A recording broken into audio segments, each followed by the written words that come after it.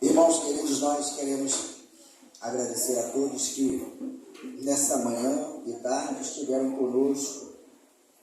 Já a voz já está indo embora porque nós passamos a tarde cantando louvando o Senhor, né? Estivemos também na piscina, que também tira a nossa voz, né? A maioria que está sem voz hoje estava na piscina, né? Então, o pastor também estava na piscina. E depois nós cantamos. Louvamos ao Senhor, nossos irmãos se divertiram e louvamos a Deus pela presença de cada irmão conosco. Hoje nós estaremos trabalhando somente uma reflexão, e essa reflexão é algo importante que vem junto com o tema daquilo que nós fizemos e realizamos durante toda essa manhã, né? Mateus 28, do 18 ao 20,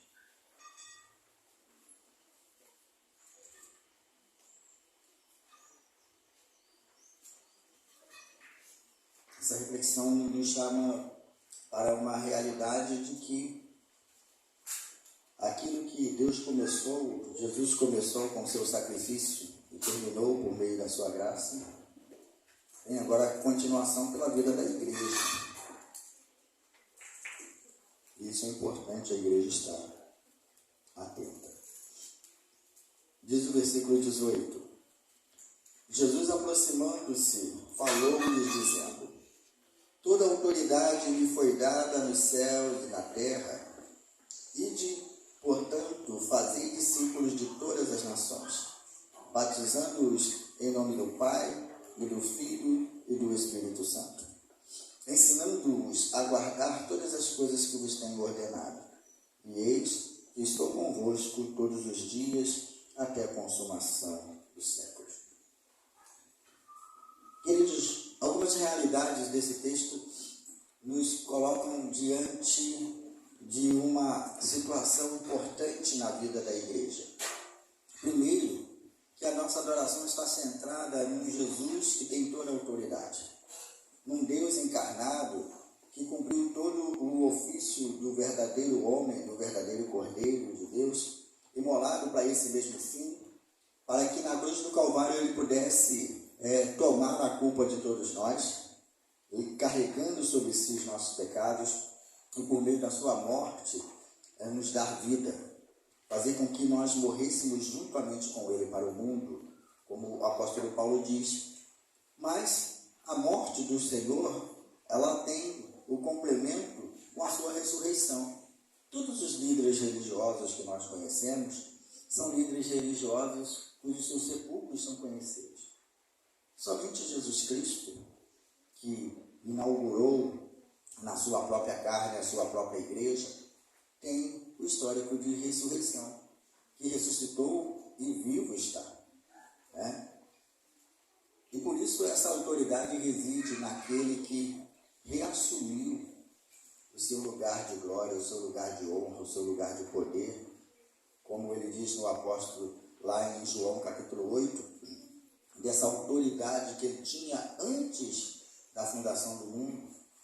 Lá no capítulo 17, quando a oração apostólica que ele faz por meio da sua igreja, essa oração de intercessão, ele diz: olha, esse povo que agora está unido a mim, somos um contigo, que eles sejam um contigo.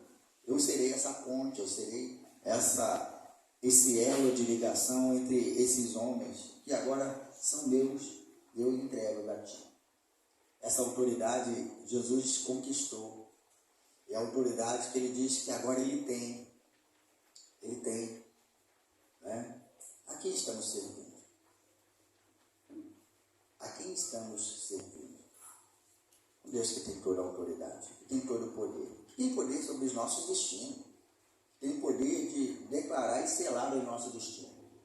Por isso, quando nós falamos em discipulado, nós aprendemos com o Senhor Jesus e acerca da autoridade que ele nos concede. Ele fala que ele tem autoridade porque o seu ensino, após esses 2 versículos que vêm após essa autoridade, é condicionando a igreja.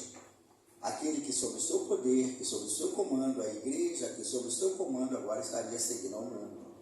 E fazendo com que a igreja fosse acrescentada por meio de todas as nações alcançadas.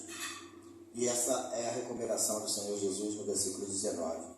Ide, portanto, fazer discípulos de todas as nações, batizando-os em nome do Pai, do Filho e do Espírito Santo. Todas as nações, por quê, queridos?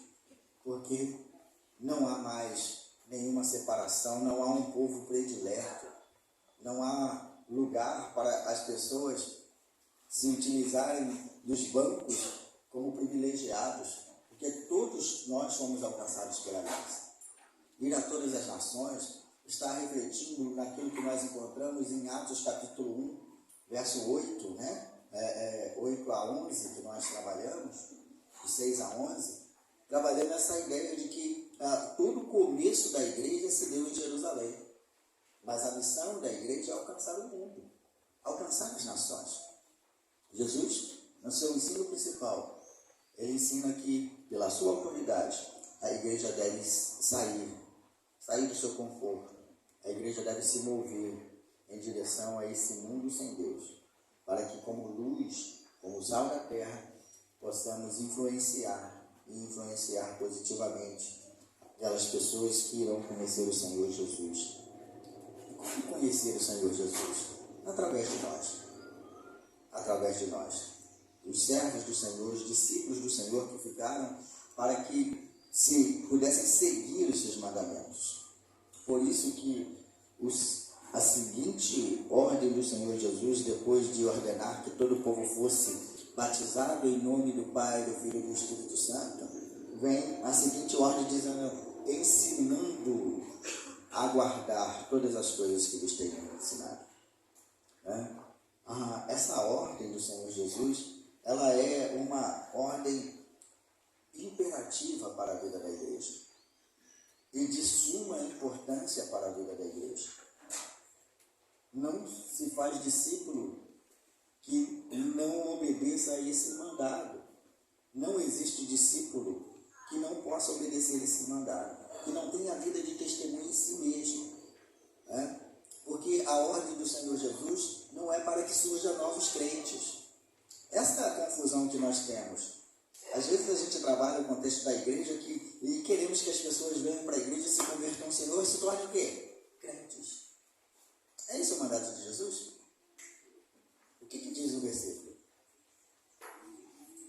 Fazer o quê? Discípulos.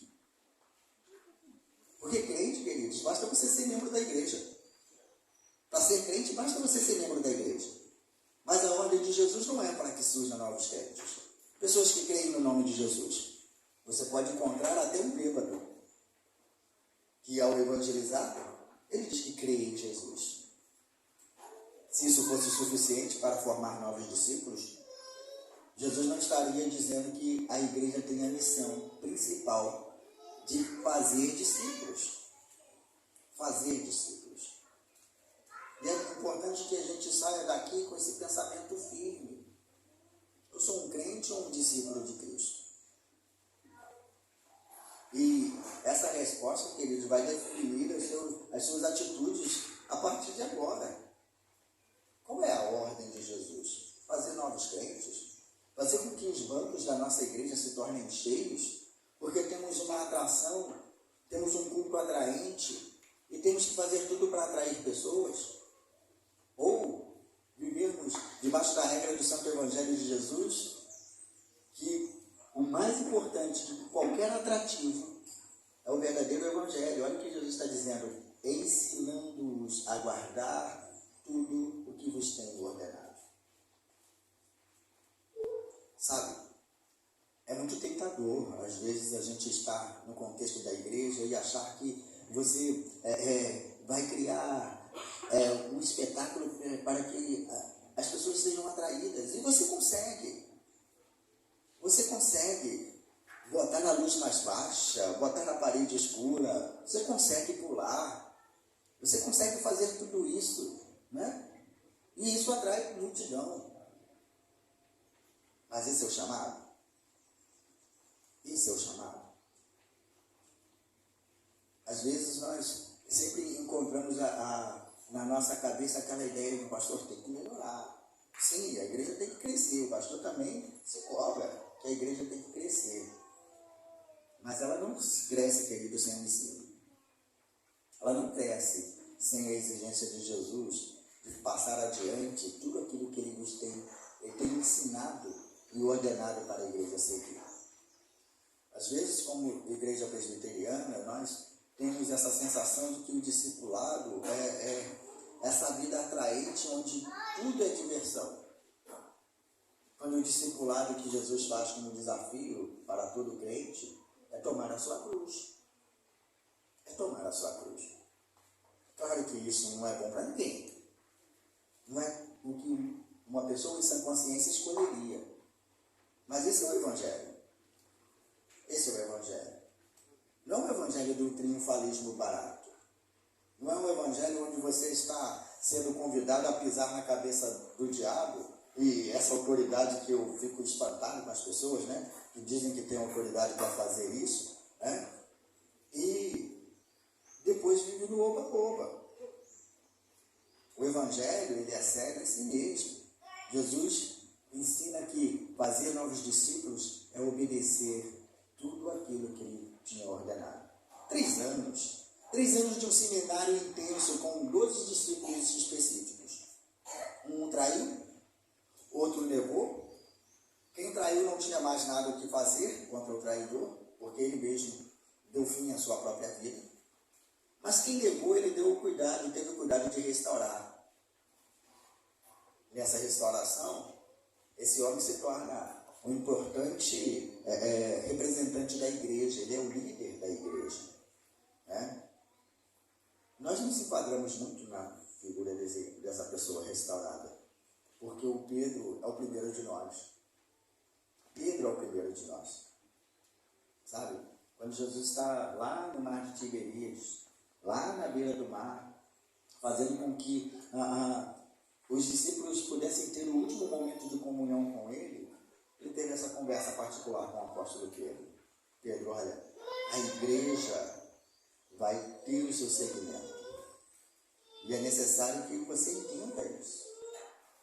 Os desafios depois da igreja primitiva para esse tempo, queridos, foi um desafio que a igreja teria que encarnar realmente todo esse processo de evangelismo, mostrar que em Cristo a salvação, que em Cristo ele tem toda a autoridade, que em Cristo é aquela pessoa que veio para morrer no nosso lugar e assumir o seu lugar no trono de glória. A pregação aos judeus não foi uma pregação de que esse Cristo é um Cristo coitado, onde as pessoas tinham que agradá-lo para que ele se sentisse bem. E eu vou falar algo sério para vocês. Meu Cristo não sofre de carências humanas. Meu Cristo não é um Deus carente. Ele é o Rei. Ele tem toda a autoridade. Às vezes nós temos essa sensação de trazer as pessoas para Cristo, sensibilizando o seu coração para que ele dê uma chance para Jesus. E veja como isso está no versículo 20. Dá uma chancinha para Jesus, dá uma oportunidade para Jesus. Como se Jesus fosse menor do que nós. Como se Jesus fosse um pobre coitado. Já tem até músicas, né? Onde tem anjo chorando, tem Cristo chorando, porque nós dizemos que não queremos Ele. Irmãos, quem não quer Jesus, o seu destino é o inferno. As pessoas precisam ter esse senso de urgência. Não dá para falar de um Jesus coitado. O coitado somos nós. E é por isso que Jesus declara, antes de qualquer coisa, que Ele tem toda a autoridade. Toda a autoridade para delegar poder à sua igreja. Para quê, queridos? Para pregar o evangelho genuíno. De um Deus que não sofre de carências. De um Deus que não é carente da nossa atenção, porque nós é que precisamos da atenção dele. Nós que temos toda a responsabilidade de chegarmos para ele e dizer: Senhor, olha para mim. Nós temos um outro representante na Bíblia chamado publicano, queridos, de não se atrever a olhar para o alto e dizer: Senhor, tem misericórdia de mim, pecador ruim. Sabe? Não somos nós que temos o poder em nossas mãos para decidir o nosso futuro. Deus tem todo o poder em suas mãos para decidir o seu futuro, meu irmão. É Ele quem decide. É Ele que diz para onde você vai. E embora muitas pessoas achem que ela tem o poder de decidir, não tem. Porque esse não é o evangelho que foi ensinado por Jesus. Esse não é o evangelho, queridos, que nós tomamos como posse de um Cristo que tem toda a autoridade. Senão nós inverteríamos as coisas. Somos nós que temos o poder. E quando o Senhor Jesus diz isso, queridos, é para que, sob a autoridade do Senhor Jesus, nós tenhamos pelo menos duas responsabilidades. Primeiro, de obedecê-lo em tudo, porque Ele é Senhor. A segunda responsabilidade da igreja, queridos, é agir com fidelidade à sua palavra. Porque nós podemos, e não duvidem disso, nós temos capacidade de lotar uma igreja, de colocar mais de 1000 membros, quando nós facilitarmos a pregação do Evangelho, quando nós flexibilizarmos a pregação do Evangelho. Mas é isso que queremos. O pastor ainda clama por uma igreja cheia. O pastor ainda clama por uma igreja comprometida. Mas o pastor não tem clamado por uma igreja de crentes. O pastor tem orado por uma igreja de discípulos. O pastor tem clamado por alguém que esteja se responsabilizando todos os dias na sua vida diária, representar a Cristo com dignidade. Discípulo não é aquele que vai na igreja, que ouve a palavra de Deus, que nas canções se mostra espiritual, levantando as mãos como se isso fosse sinal de espiritualidade. como se isso fosse sinal de santidade. Que bom que as pessoas levantem a mão, que bom que as pessoas adorem nesse momento. Mas se a sua vida de crente, de discípulo se resumir a isso, queridos, estamos com problemas. Veja o ensino de Jesus. Ide e fazer discípulos de todas as nações. A reunião da igreja, a reunião do corpo de Cristo, ela alcança a sua plenitude no momento de comunhão em que a igreja, com esse congraçamento, se reúne. Mas a vida prática de cada discípulo do Senhor Jesus Cristo está fora das portas, está fora das quatro paredes do templo. É fora da igreja, é fora do templo. É eu no meu trabalho, é eu na minha escola, é eu na minha vida profissional, é eu nos meus relacionamentos com pessoas. Isso vai tornar a nossa vida de discípulos melhores. E lembre-se, é tão fácil ser crente. Ser membro da igreja é a coisa mais fácil. O pastor está sempre dizendo isso.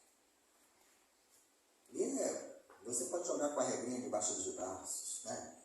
Ir na igreja, frequentar a igreja, fazer a sua vida devocional como prática de alguém que diz: Senhor, está vendo? Eu estou aqui, esse é o meu serviço. Mas esse não é o chamado principal daqueles que querem servir ao Senhor. Seja testemunho onde quer que você esteja. E além de crer no Senhor Jesus, que o apóstolo Tiago disse que até os demônios creem e estremecem, você precisa diferenciar-se dos demônios exatamente em obedecer a palavra de Deus e ensinar o Santo Evangelho de acordo com aquilo que ele tem ordenado. Porque todas as vezes em que eu fizer pequenas concessões para que o Evangelho seja mais agradável para as pessoas, eu não vou conseguir atingir o alvo da ordem de Jesus Cristo, do Evangelho que aponta ao homem a urgência dele se voltar para Deus, senão ele está irremediavelmente perdido. Nós aprendemos a dar poder aos homens para tomar a decisão sobre o seu destino final. Quando na Bíblia nós não encontramos nenhuma referência a isso. Porque aquele que tem toda a autoridade tem o poder para definir o seu destino. Ele morreu por nós, para nos dar vida e vida abundante. O serviço dele foi feito. A vida da igreja é para responder positivamente a esse sacrifício de Cristo que nos salvou e nos deu vida abundante. Para que por meio dele, como igreja, pudéssemos e possamos caminhar debaixo desses santos propósitos. Primeiro, a autoridade no nome de Jesus. Ele te delegou uma responsabilidade importante. Vá e faça discípulos. De novo, irmãos, o texto não está vá e faça crentes, porque isso seria muito fácil. Vá e faça discípulos, porque o discípulo está sempre disposto a aprender. Não somente a aprender, o discípulo está sempre disposto a levar adiante o ensino de Jesus. O discípulo, ele é um discipulador. Ele encontra sempre oportunidade para discipular, para fazer com que outras pessoas alcancem a Cristo, através de um evangelho sério. Não é dizer à pessoa que ela pode e deve olhar para Jesus como se Jesus merecesse uma chance. Mas é olhar para a pessoa integral e dizer: se você não tiver Jesus na sua vida, você está perdido. Qual é o evangelho que precisamos pregar? Qual é o evangelho que precisamos pregar? A ordem de Jesus é para uma igreja que entende esse propósito, que vive esse propósito. Portanto, amados irmãos, que o nosso objetivo seja servir o Senhor como discípulos legítimos, que olhem na ordem do Senhor a oportunidade de obedecermos o Senhor Jesus e sermos bem-sucedidos como igreja de Cristo. Porque nenhum de nós fomos chamados para ser crentes. Todos nós fomos chamados para servir ao Senhor como seus discípulos, como seus aprendizes, como seus alunos, tendo o Espírito Santo como mestre por excelência. Vivamos a nossa vida, queridos, dedicados a mais do que ser crente, a mais do que frequentar uma igreja, a mais do que ser membro de uma igreja. Olharmos para Jesus, o autor e consumador da nossa fé, aquele que tem toda a autoridade, que é Senhor da igreja, que reuniu no seu próprio corpo a igreja para servi-lo, para obedecê-lo e para fazer com que a sua vida seja digna na conquista de outros discípulos. E as nações precisam ser alcançadas. Que comece aqui pelo nosso testemunho. Que comece no nosso lar, na nossa vizinhança, no nosso bairro, através do testemunho. E esse testemunho vai gerar novas vidas. Não se tornarão meros crentes, mas se tornarão discípulos. Porque discípulo reproduz. Discípulo necessariamente reproduz. Crente vai ser muitas vezes exigente de uma música boa, de uma pregação boa, de uma oração operosa e poderosa, porque nunca está satisfeito. Mas discípulo não. Discípulo reproduz. Ele forma novos discípulos e obedece ao Senhor Jesus na sua ordem principal. Finalmente, Jesus diz e garante estar conosco em cada empreendimento como discípulos. Eu estou com vocês até a consumação dos séculos. Se Jesus, que começa com sinal de autoridade, termina com a garantia de que em todo momento Ele está conosco. Temos toda a confiança de que em cada empreendimento como servo do Senhor, temos a presença do Senhor conosco, dando-nos autoridade e garantia de que seremos bem-sucedidos na nossa empreitada. E bem-sucedidos não significa que seremos ouvidos. Bem-sucedidos significa que somos obedientes. A gente muitas vezes trabalha a questão de resultado. Não, o Evangelho ele não trabalha com questão de resultado. Basta obedecer. Quer ver as coisas acontecer? Basta obedecer.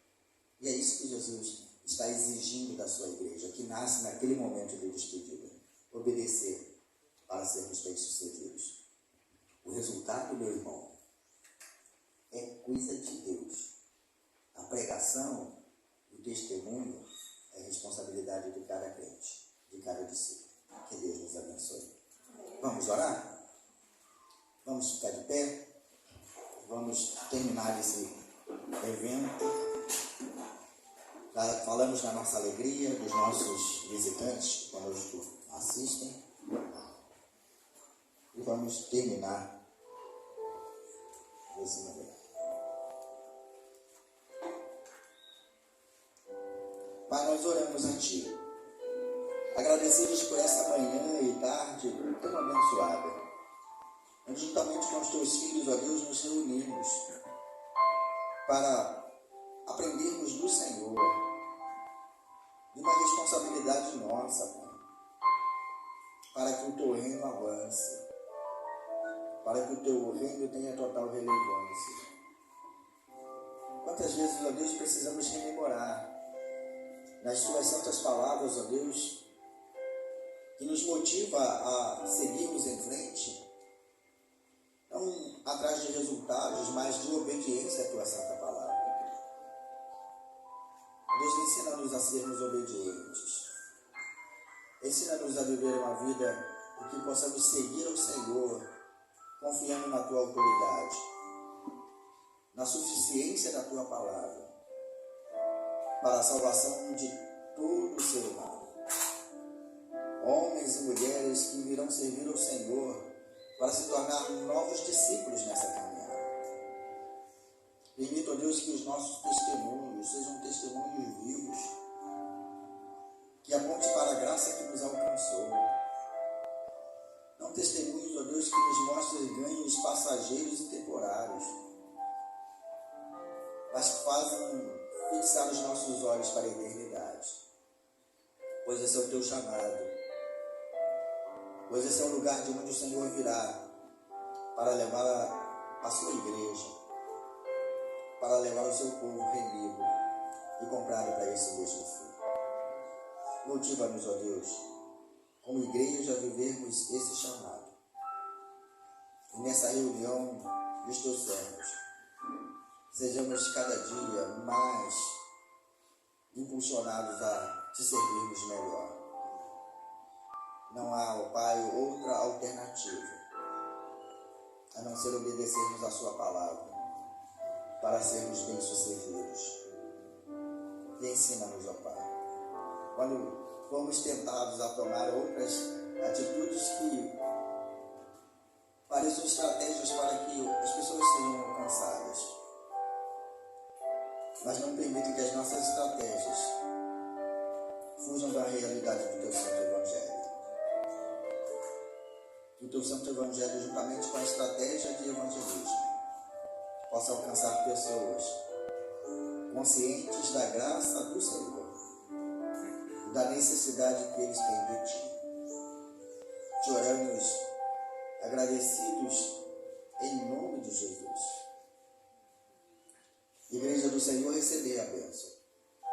Que a graça maravilhosa do nosso Senhor e Salvador Jesus, o amor eterno, imenso, imutável de Deus, nosso Pai, as doces e eternas consolações do Divino Espírito Santo, repousem sobre sua vida, meu amado irmão, que nessa tarde veio viver uma tarde de comunhão, e toda a igreja espalhada sobre a face da terra, hoje e para todos sempre. Todos digam amém. Sentados, irmãos, nós só queremos fazer uma última menção. Nós estamos com a presença última e final do nosso irmão. Quem adivinha aí? Nosso irmão Gabriel, que está de mudança. Né, já? O caminhão já foi, irmão? Já foi. O caminhão já foi. Então, o Gabriel, nós vamos ficar sem a presença do Gabriel, né? Ele vai chegar lá na região dos lagos, né? Não sabe ainda? Itaboraí. Então, vai chegar em Itaboraí, vai encontrar uma igreja e pedir transferência, né? E aí, nós estaremos transferindo o nosso irmão Gabriel para outra igreja, né? Então, não esqueçam de, ao sair daqui, cumprimentar o nosso irmão Gabriel, que está nos deixando e vai deixar saudade para a igreja, vai deixar saudade para o pastor. Deus te abençoe, meu irmão. Fique com Deus e vamos para os nossos lares.